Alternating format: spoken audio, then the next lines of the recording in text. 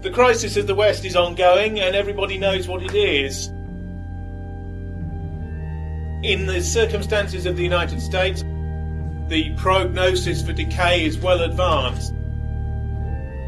The people who created the United States are on the defensive. They're on the defensive psychologically and emotionally and linguistically and culturally. The enemies that we face here in the West are internal. They're internal to our own societies. They're even internal to our own minds. The grammar of self-intolerance is what we have imposed and allowed others to impose upon us. Political correctness is a white European grammar which we've been taught, and we've learnt it to such a degree that we can't have an incorrect thought now without a synapsis or a spasm of guilt.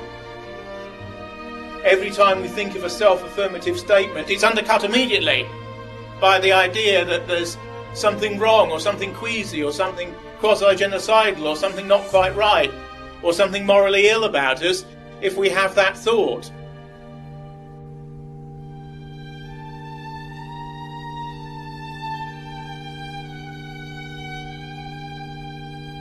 Mass immigration into Britain began with the Nationality Act in 1948, which was passed by the Attlee government. And Attlee, who was the then Labour Prime Minister, in a landslide victory that Labour won immediately after the Second World War, said that if the races of the world are mixed together, there will be no more war. If the races of the world are mixed together, there will be no more war. And he took that idea from the colonial movement, the anti-colonial movement of the 1920s and the 1930s. What you get instead is you get the internalisation of divisions inside societies instead of between them. So all that happens is the group dynamics, which were nation-state oriented and national in the past, in the last 3 to 5 centuries, shall we say, become internal. Because human competition and the dynamics of group difference are such that they will always exist, no matter what you do. They will exist inside multiracial schools. They will exist within multi-ethnic housing developments. They will exist inside multiracial cities. And they will certainly exist within multiracial societies. What then happens is that each group creates a vanguard that negotiates with the other groups about how big a slice of the pie that they get.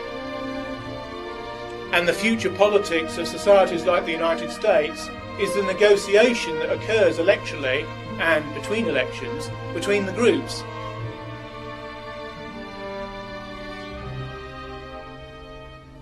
The idea that identifying with yourself and with your own past is somehow immoral is one of the chief factors whereby the identity of post-European people in the United States has been turned back upon themselves, turned back in a vice-like constriction where it can be used to destroy people and to disarm them.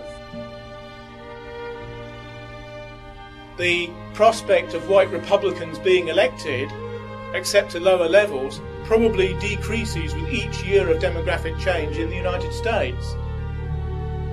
Think what it'll be like when white Americans are 10% of the population of the United States, or 12%, or 15%, or even 25%.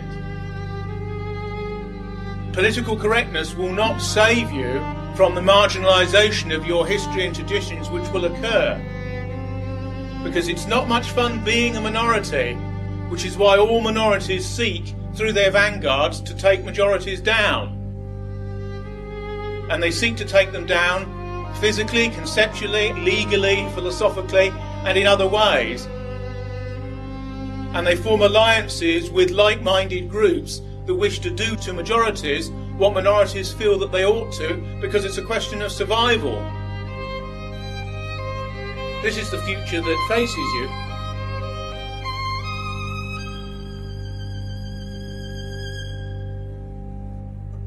Many white people feel bereft because the leaderships that we look to the upper bourgeois tier, the most educated parts of our own society, seem to have left the majority. The elite has gone global, and the traditional brokers of power always seem to be on the side of giving the line away. And that's because in the present day, it suffices and works for you to be on the side that gives away what the past has bequeathed to you. What is happening here and elsewhere in the West is the biggest test that Western people have faced for a very long period. In the past, threats were always perceived as external. Another nation, another dictator, another aggressor, another imperial rival. All of the enemies that we now face are internal. And the biggest enemies that we face are in our own mind. Are the feeling that we shouldn't say this, shouldn't write this, shouldn't speak this, shouldn't think this.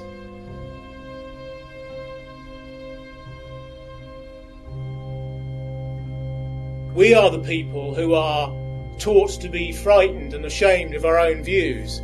But there is a natural tendency to kick against a system which is in place, and politically correct liberalism is an enormous target to be attacked. And it is fun to attack it, and it is life affirmative to attack it, and to be opposed by all these po-faced zealots. It's entertaining, and that's one of the things that people have to realise that will attract many people to our side.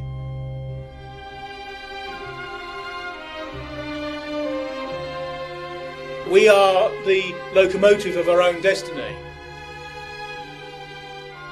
We ourselves will determine what the role the European people have in the United States will be well into the next century. We must not allow other groups to determine it for us.